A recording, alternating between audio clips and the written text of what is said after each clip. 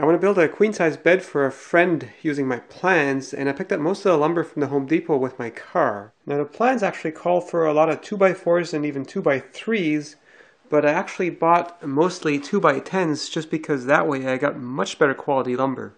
I'll start by making the side rails, and I want to use some of the nicest looking lumber for that because that's the most visible. And that side rail needs to be 7 inches wide. You heard that right, 7 inches. I'm actually using inches for this project.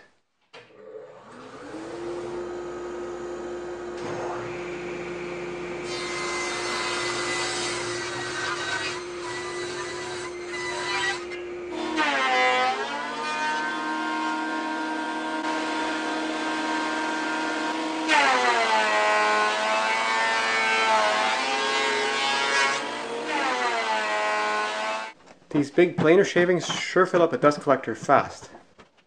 Now that I have the pieces planed, I can cut them to length.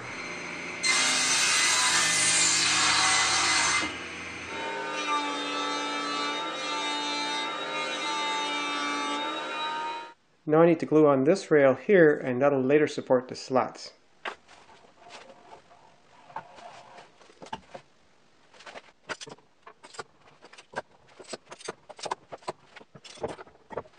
Now for the legs, I need a whole bunch of pieces that are 2.5 inches wide, but I'll cut these to a little bit wider from here so I can trim them down later.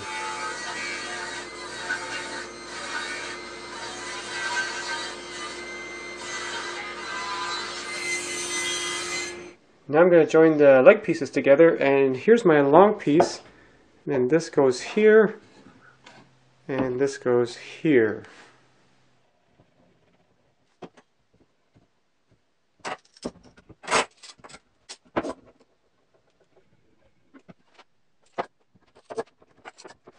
These two boards are going to form the headboard with the posts on either side, like here and like here.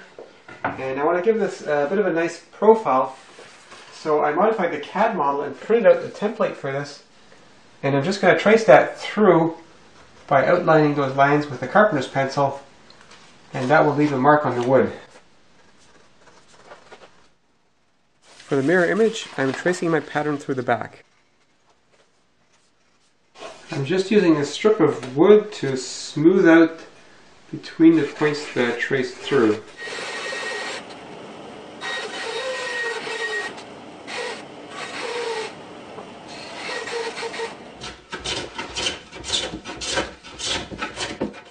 Now I'm just going to round over the edges before I put the headboard together.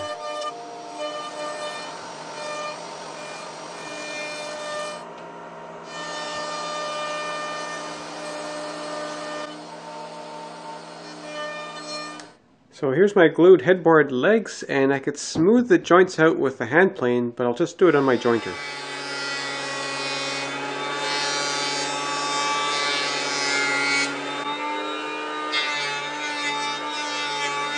Here's roughly what my headboard is going to go together like this. And in my plans I have this joined with dowels, but I'm going to use some floating tenons like these. They're sort of like really big festival dominoes, and that should be much better.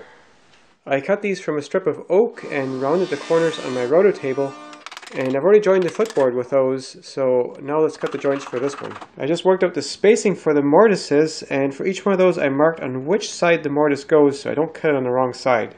I'm going to cut the slots on my slot mortiser, which I haven't been using that much since I built the Panther rotor, but this machine does slot mortises really well.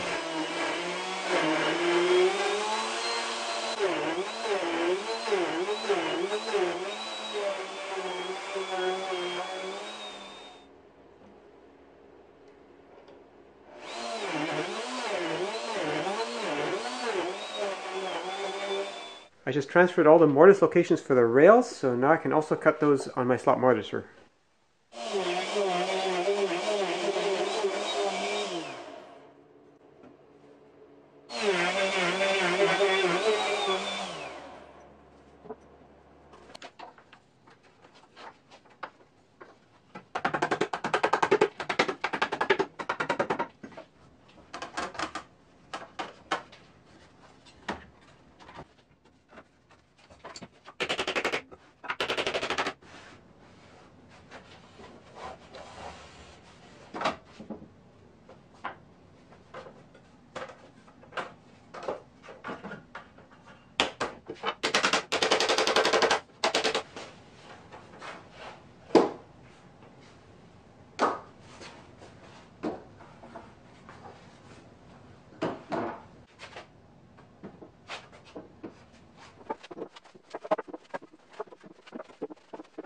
I'm gluing blocks of wood between the slats, and that'll keep them from sliding around.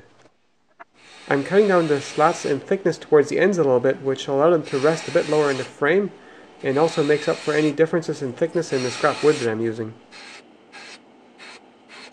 Before gluing it together, I'm rounding over all the exposed edges.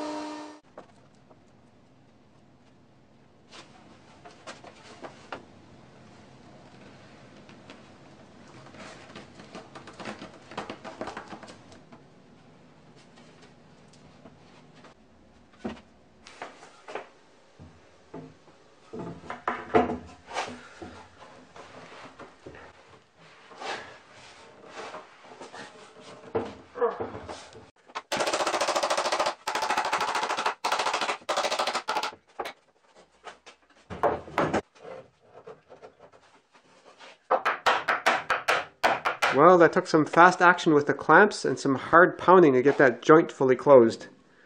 I guess that's certainly a problem you could avoid if you just use pocket holes.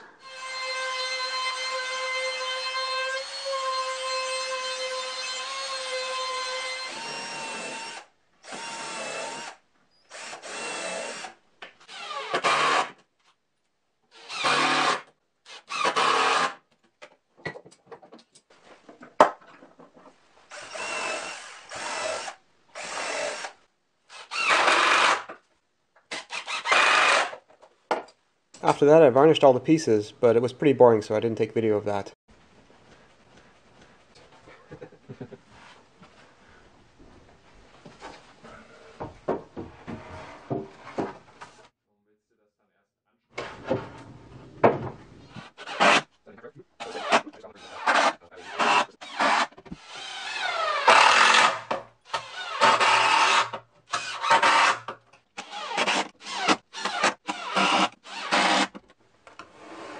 Headboards are almost always pushed against the wall, so I cut out this corner here for a baseboard and quarter round.